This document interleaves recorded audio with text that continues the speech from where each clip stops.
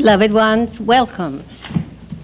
It's so beautiful to be with you and to see your beloved faces, and that you have taken the time and made the sacrifices to be here. My heart is so full of gratitude for all you are accomplishing now in the various units and points of teaching, of healing, and of especially a pilgrimage way of life in which we are communicating with various districts and environments and spreading the light. Today I'm aware more and more there's no separation. And no matter what is happening in our lives, the most worthwhile things cannot die. They live. And they especially live where the heart is open and where the faith is strong. And we must realize that today I'm talking about the merging of all worlds. But this is something I think and live in all of the time, this merging of all worlds, this intercrossing, this interflow, this supporting, and especially this mighty universal and magnificent emanation in which we all live and are so often so unconscious of, because we are concerned with our own little enclosures, which is natural, and we must take care of those enclosures, and we must in every way meet the responsibilities regarding them. But also we must ever be open.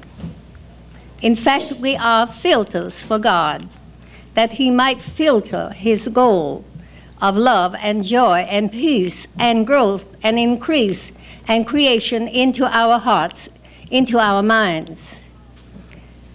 I'm realizing more and more that we are presently in a great state of universal mutation in which we are making a master leap in a total world or earth system. And I'm realizing that in this, the transitions to us are not familiar, because while we have lived in many, many lives and have memory in which these great transition times come, and we intuit them, and sometimes we are terrified by them because we are feeling the complexity and we're feeling these mighty changes in which we feel that we have not any way to control them ourselves as persons. But we know that, as we were talking this morning in the patio, that inside of us is the whole universe, and we must begin there. We must begin there to live within that and let it teach us, and be always open to what it has to say, so that we might make our minds and our souls so expansive that not one moment or second in this life is a waste of energy. Because we know, of course, that this is the energy time of mind fulfillment and the energy time of mankind rising. You only have to look now into the world itself, especially in the Western world, and you can judge this very much by outside things. We read first the outside, and then the message of the inside opens. We can see how men are dressing now, how they are clothed, how they are so untidy in their persons, and how they have actually developed a style of clothing which is expressing hideosity. In other words, ugliness. Now, why is this so?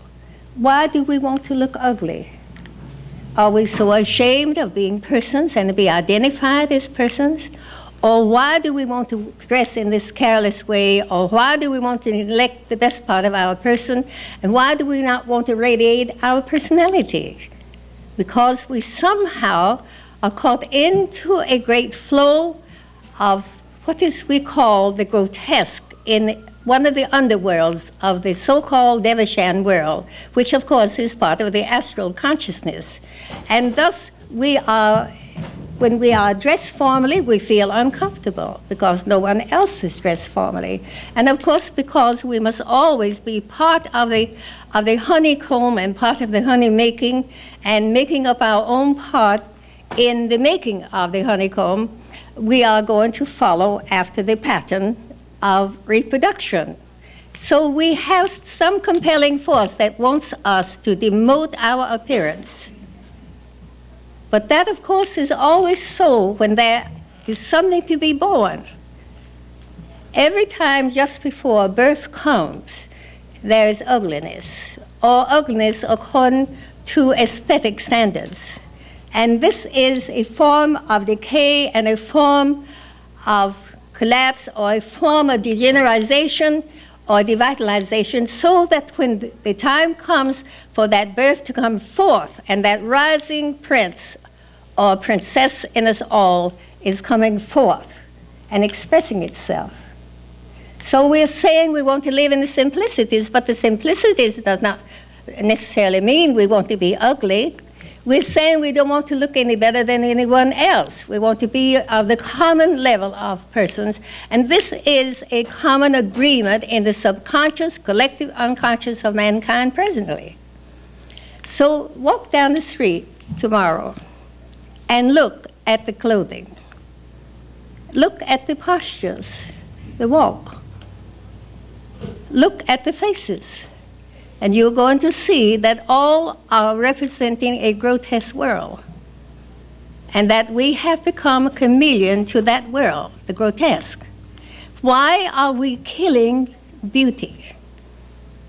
It is because we are presently merging into an age so exquisite, so beautiful, so aesthetically unharmful and non-intruding in the way we have our surroundings and in the way we have our own persons represented, that we are presently going down into this last stage of demoting of beauty, of demoting of all the things we have formerly thought was so essential to appearance and to presentation and also to the collective society as a whole. So we see now gradually flickering in now some desires to have beauty, some desires to have space, because remember, this taking away from us in this merging of worlds, taking away from us space, actual space to live, in which we live, and putting us in smaller and smaller compartments.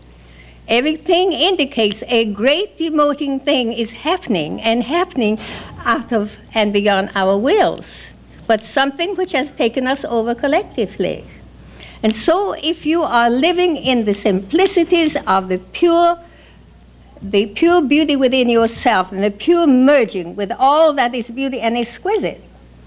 Now, today one of our students brought to us a book on the human body.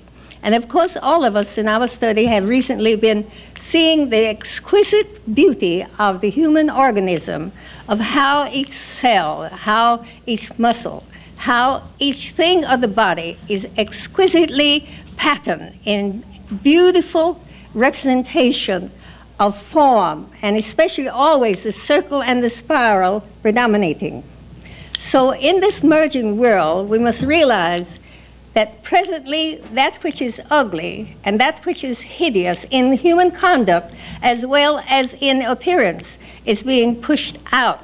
And it's similar to having a sickness or a child disease in which it must come out, that something else must be born on the etheric planes first and then come forth into the spiritual. So we're saying now, people are saying manners don't matter. I'm looking after my own thing. Well, that, of course, is the emerging process of the being born to what is called the self-genesis age. And the self-genesis age is especially portrayed and being portrayed in the United States of America. All of these wars, which are hideous, all of these disagreements, hideous, all of these things in which people cannot come to common agreement or cannot have mediation, they're all part of something being pushed out. But things which man is called at last to contend with, and he can contend with it only with a side of his nature, which is a higher part of his will, which is in the divine spirit in our natures. So men in a mass are presently being compelled to come to birth, to merge with all levels of consciousness, to receive the opening of the veils between continents, between races, between all persons as egos. We're having these veils to dissolve. We're having them to fall down. Now, the individual person feels this discord. He's unhappy. He does not know how this collective telepathy is burdening him. It's literally pressing him down emotionally until he has more gravity than he is spirit. He does not realize that this is coming outside of himself, but also is functioning inside of himself. There has never been anything created perfectly which was created instantly. Everything of God is created according, in this eternity system, to time and space and to cycles and to certain units of measure through which men grow and evolve.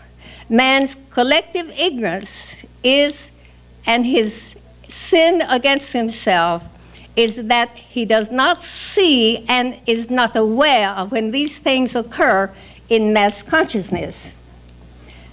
Thus, we realize that since the Christ has come, these hideosities which were buried in the depth of the world unconscious and world subconscious surfaced, and men became worse rather than better.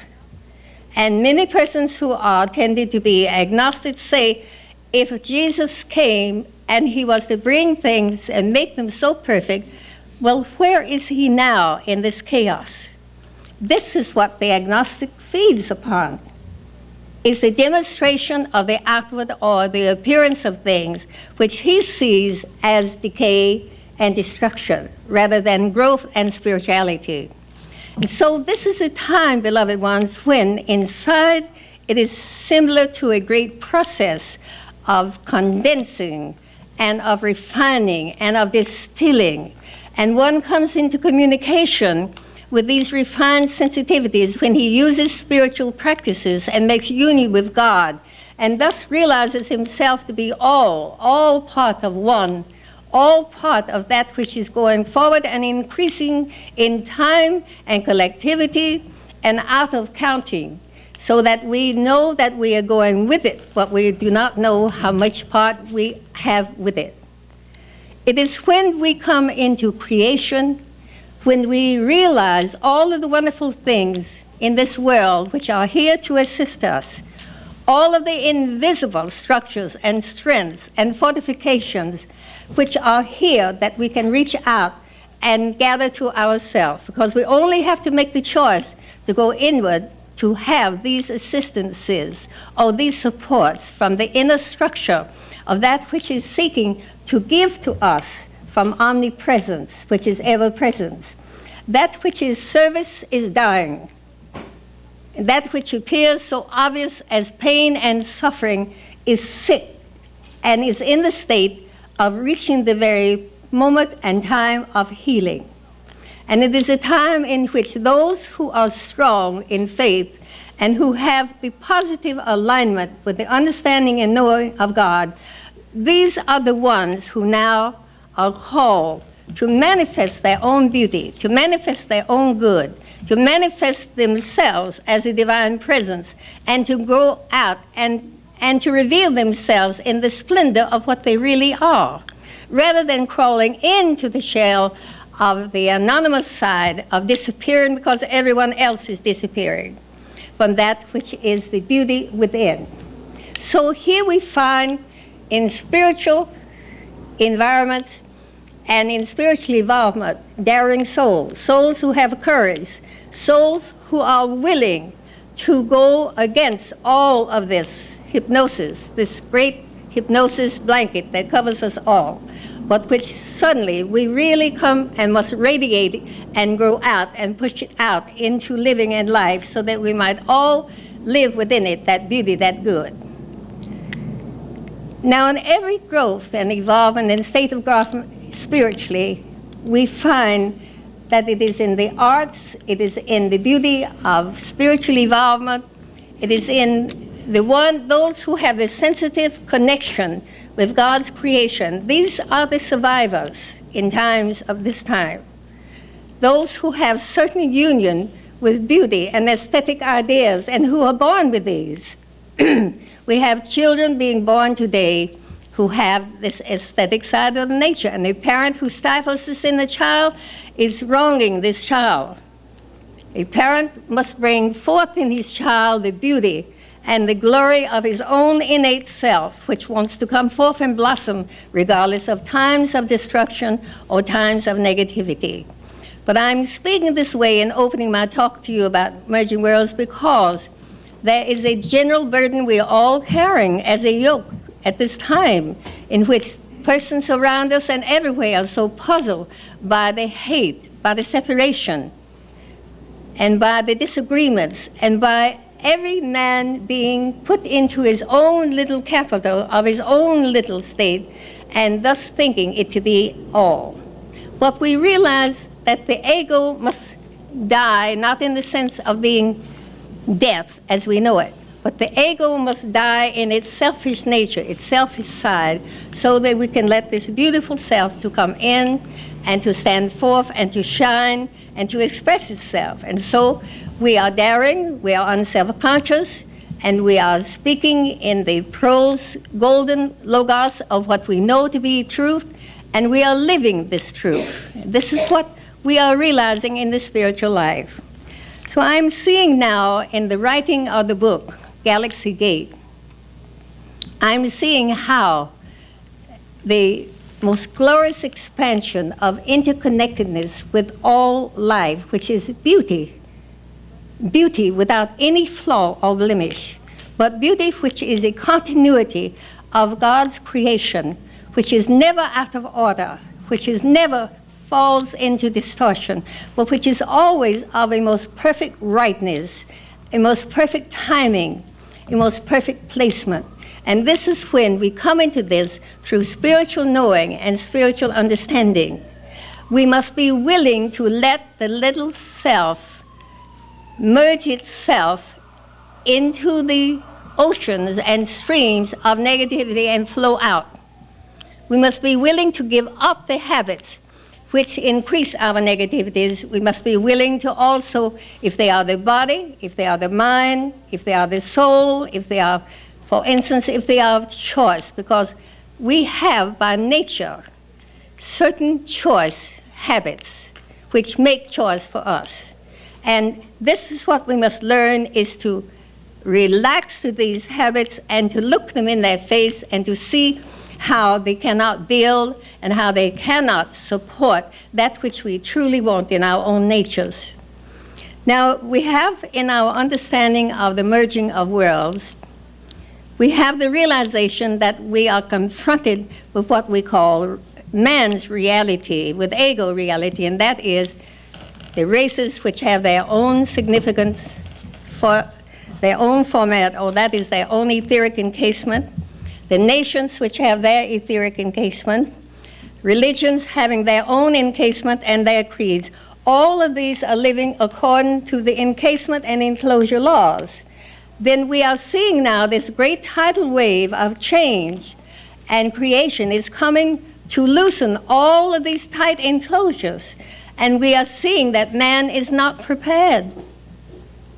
That is only the spiritual person who is prepared for this change and is prepared for all it shows in its ugly side first and all it offers in its beautiful side.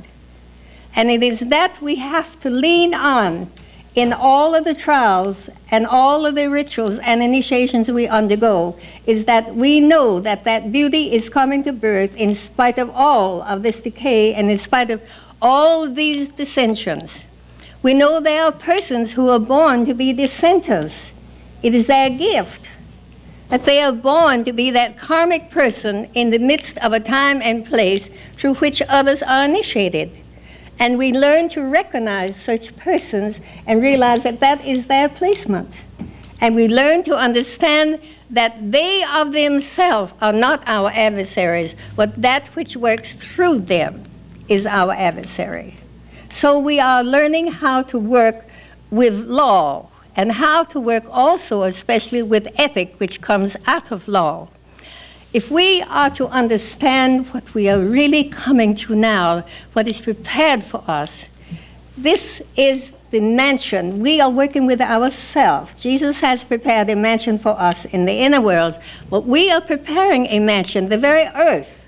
We are preparing it, that man will spiritualize the earth and will raise it in its vibration and its sensitivity so that men will live in a state of consciousness which God has prepared for us. That is what we're all here for in this earth. We're here to create.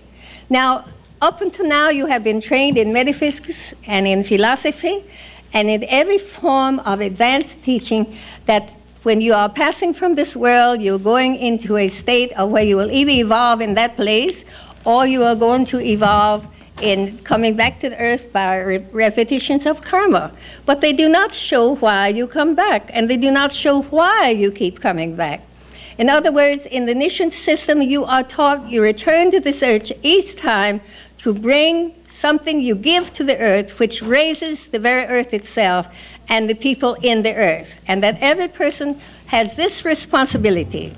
Now, in the inner teachings, this is called the Bodhisattva vow, that when you enter the earth, you come and will not leave the earth and reincarnate, or that is, you will continue to reincarnate until every soul and every blade of this grass in the earth has enlightenment. That's the Bodhisattva vow. Now, that is the true key and code to why we reincarnate, is that we are here to give enlightenment, and by our own enlightenment, our own God realization, we give enlightenment to others, and we give it in the way through which they themselves experience it. They themselves experience it directly of themselves.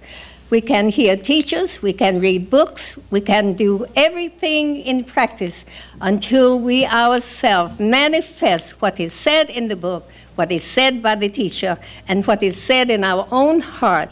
It is still a separate world from us and not known. When a merging world situation or a great dharma is coming to the world to give men freedom of spiritual enlightenment, this is a time when men must truly understand what the word reverence means, and also what it means to be responsible for our brother and sisters who are with us in this beautiful earth and whose life is so sacred and so beautiful and so precious and so unique in its form of development and its mind expression and all that the soul radiates out into the earth itself. That is all part of the merging existence between all souls existing in all worlds. Now, I'm showing in my book, which I'm writing as a companion book with Jonathan, I'm showing in my part of it how that we are, at the present time, we're in a state which is to exist until the year of 1999, and that is a 20-year period. Now, at the present time, the planet Pluto is at the outer gate of our planets, of this whole solar system.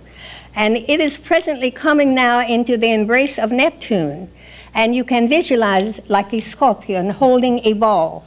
And Pluto is now embraced by Neptune. Now, this is going to keep Pluto in a position to where it's going to be like a great camera satellite, and that is going to record all that is being said out in other eternity systems into Pluto's action.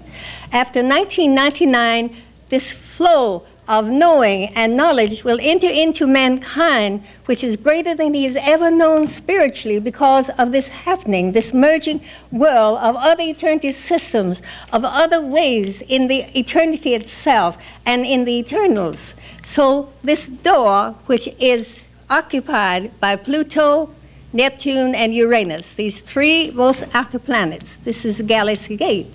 And now it is opening so that Pluto is now presently like a great camera. And when that is opened, then will come all of these mighty ideas that this present hideosity time is preparing for. The beauty in things of this earth and in man's conquering and mastery of the forces of this earth, but the forces of his own nature, which are greater than the forces of the earth itself. The forces in man's own nature are greater than the forces of the earth. Man has in himself the making power to make himself, to create himself, and to stand with the knowing knowledge of all worlds as being one in the will and mind and spirit of God. When man comes to this knowledge, he will lift his eternity in which he lives, because that is our work. We are not here just to come to get a spanking in every life for the wrong deeds we did in the last life. That is not why you are here now, to overcome habits you had in the last life, which are habits you probably still have in this one.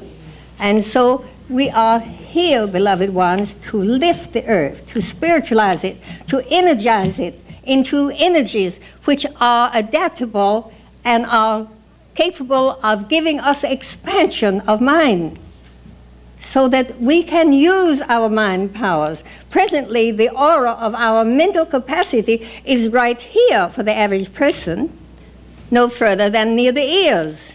And many persons do not have mental capacity higher than their eyes. And this is so. You look at a horse and you will see his mental capacity ends right at his throat. And you will see that in a dog. His mental capacity ends in the abdomen. So all of this, in those who are highly evolved, have mental capacity which goes out in great merging and communing and contacting. And this is when one begins his life of spirituality. He begins his radiation power of merging with all worlds and all knowledge and all situations. But he is building so that he can incorporate it. You can only hear in your ears what your ears can bear. You can only see with your eyes what your eyes can stand to interpret to your mind. You can only taste so much food and so many flavors, and you can only breathe so much air and take in so much oxygen, because you are units of measured to life and growth through the life force. But now man is expanding into another nervous system. He's expanding into another portion of brain. He's expanding into another leap into consciousness, and this is coming with the ending of this century.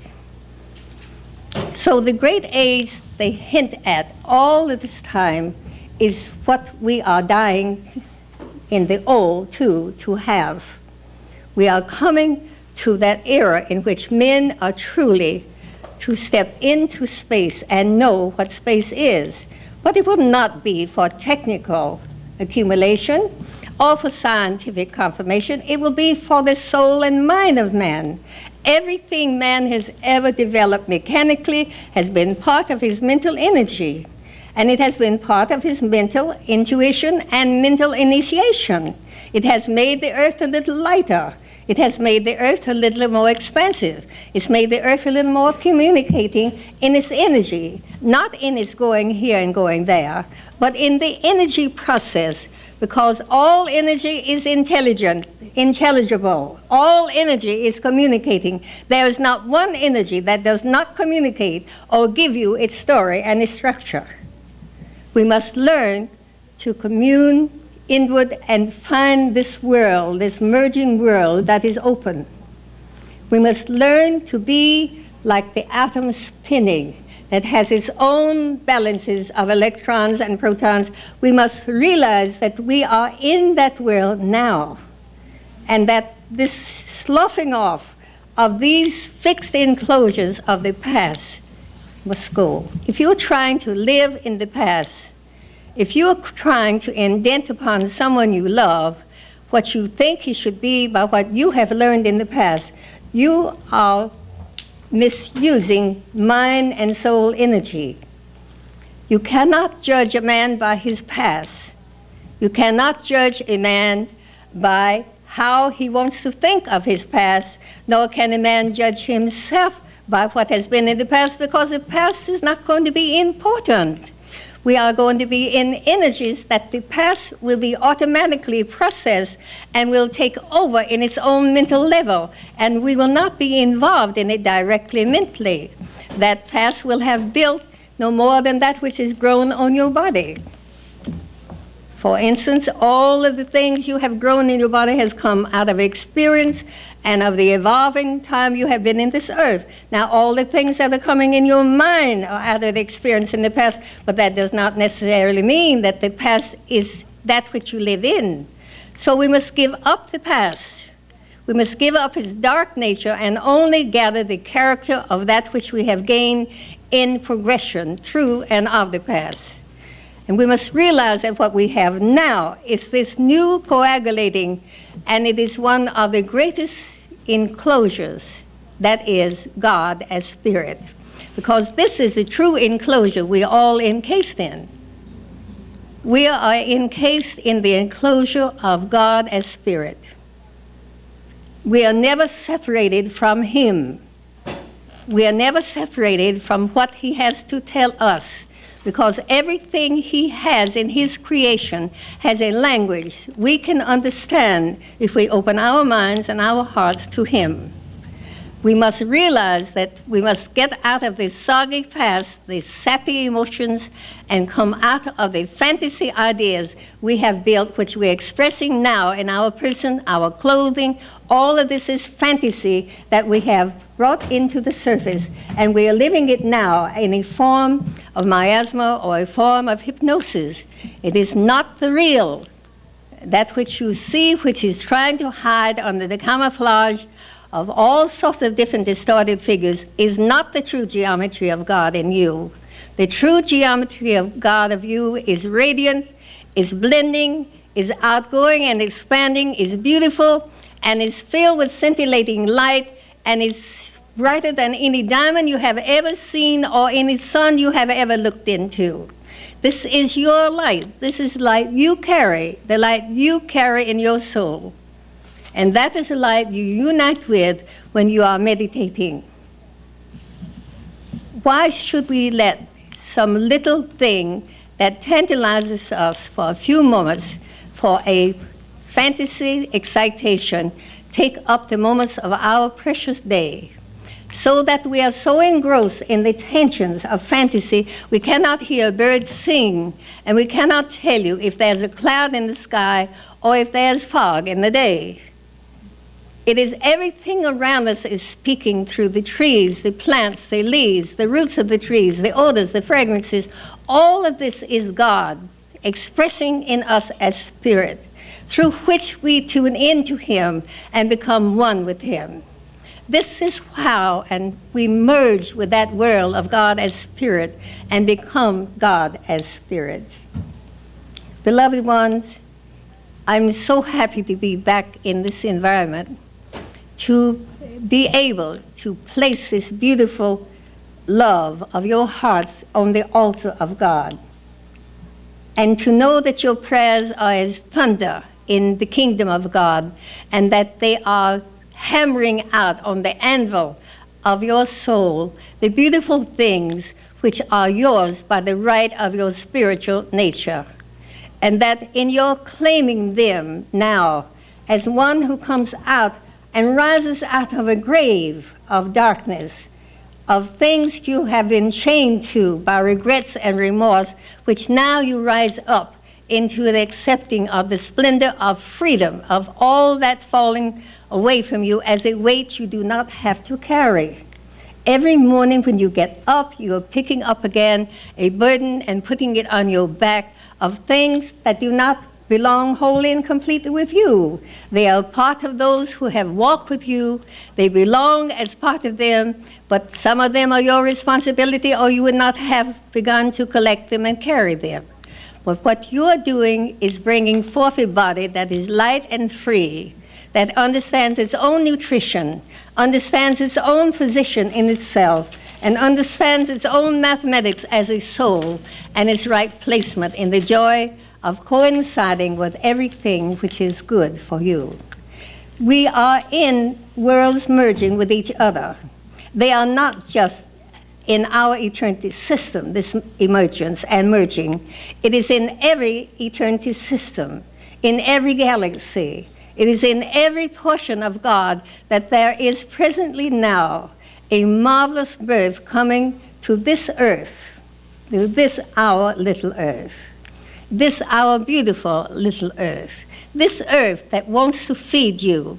This earth that wants to clothe you. This earth that wants to give you sleep and give you dancing and happiness. This earth that wants to give you the fragrances as food to eat in your body. And this earth that upholds everything daring to fly or to walk or to be. This earth God created for you and me in his spirit. So, beloved ones, think of being part of omniscience, omnipresence, where God is everywhere and where your knowing of God is all the time, never ceasing, and that living in God knowing is God revealing, so that you will know his spirit in you and that you will be always merged in that rainbow, always merged in it and part of it. Part of everything that is refracted as light appearing to your eye is of the energy of God and is telling and talking and speaking and healing. Loving life is the highest state of reverence. This is love manifested on manifold scales of the Spirit. Loving life as it challenges all of its duplicities and its puzzles and its paradoxes. All of these is a joy game if you know how to play it. It is a joy game which does not conflict with your idea of good play. It is a joy game which teaches you how the mind can work and how far it can go, but also telling you that there is limitation when the game is not rightly played. And so we are learning every day now on a cosmic and cosmos scale. We are merging our knowledge of technology with the knowledge of spirit. We are learning every day that it is up to us to start the spiritual flow in the world. That is where the responsibility lies, that you are unhappy because you are closed up and closed in. You are unhappy because you shut yourself away from life itself. And you are living in a world that is craving light when it is now compromising for darkness. Beloved ones, I do not believe that wars or that pain and suffering and death caused by any other person in the world, I cannot see that as a plan of God. It is not a plan of God. It is that which is a reaction of man in his own karmas through which he has not lived in that which has been given to him so generously by God in heaven. God has given us everything. We only have to claim it. And it begins in the heart, where the first heartbeat of meditation, you are answering your prayers. You are getting free. Is turning the lock of the key which has imprisoned you in the suffering of not knowing. Beloved ones, Jonathan has some wonderful things to tell you today, and I believe there are 1 or 2 birthday blessings that I'm supposed to give. So I would like to do those, and I want to tell you that I want to share with you the rapture I am having in working with this book with Jonathan, in how I'm working with the merging of worlds and eternity systems, and with all that God has given us of beauty and love and joy, and how that the life itself in the very core of one's own heart comes forth and becomes well. Because out of this my healing is coming, beloved ones, out of God inside. Out of this with my friends who are God sent. God is bringing me their messages. And out of all of your prayers, beloved ones, I am supported. With all the things I have known, it is the support that is part of God and his eternals, which cannot die and cannot be separated. So when we speak on our altars, we speak true and truth. We seek to give the agape and the love, and we seek to never teach anything unless it carries instruction, nor ever, never to hold a person in the light unless we also give them instruction. Beloved ones, you are loved. God bless you. Jonathan? Those who have a birthday?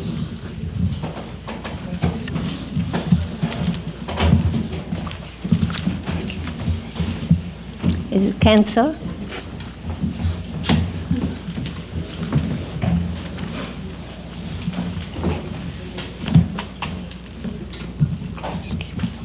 Bless you. Bless you, Mommy. I didn't remember you were cancer. Is anyone else here cancer? Do you want a blessing? We have the blessing. Sacrament? No sacrament. Beloved ones, your birthday is very significant spiritually, not only to yourself, but to the world, because you make up one of the units of measure that supports God's universe. God cannot do without your unit of measure. So every birth cry is a part of God crying to be known. So when you came in this world, you took on the world itself into your consciousness, and now God gave that to you, and now that is your universe to live in. And on this birthday, that returns to you. It returns back to you every year, that you have the opportunity to take that breath again and to incorporate all that God has given you at birth in yourself and to contemplate it. You should never go by a birthday without contemplating God and knowing that He is part of you and of you. And so, happy birthday to you on this day, and to those who bore you and gave you birth. May they be blessed, whether they're in heaven or in earth, and giving them honor for having given you birth, blessing them in whatever worlds they are to be in the future, and whatever death they are to undergo and whatever birth they are to have, giving them blessings for having given you birth. Because we're all tied together in the chain of life, and we cannot be separated. Happy birthday for now and every day of this year. God bless you three. Thank you. Bless you. But this is time for you now, isn't it? Yes. We have a little rest a minute. Let's take a little breath.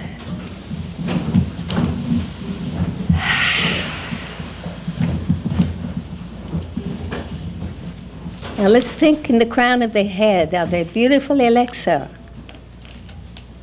and how it is coming down to us and giving us the beautiful bodhisattva smiles. Because after all, everything in this world is a smile if we know how. Let the heart now unite with the elixir and let it establish itself now as a mighty runner running the race for God with happiness and joy. If you have anything you dread now, determine right now to cease dreading it. Come out in the open. Be what you are. Do not try to be someone else. Be your whole self, your whole heart, in the will of God. Amen, amen, amen. God bless you. Bless you. Yes. Now you're going to pick me up. No. I'll help you with this. You want to? Who's going to do it for you?